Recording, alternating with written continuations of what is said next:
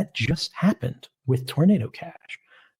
They said this is a crime. Anybody connecting to it has violated sanctions. I can't even remember the penalty, but it's something like 10 years count or something insane that if you interact with the smart contract.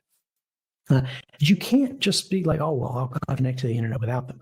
We build ways to layer over that. Virtual private networks, anonymous technologies, things like Tor, like you said, onion routing or whatever, to try to take the naked freeway and build our own tunnel, build our own camouflage as we route down it. And that's a heck of a lot better than nothing. But those can, in many places in the world, are blocked. There's a lot of network filtering going on. It's a cat and mouse game. It's never perfect.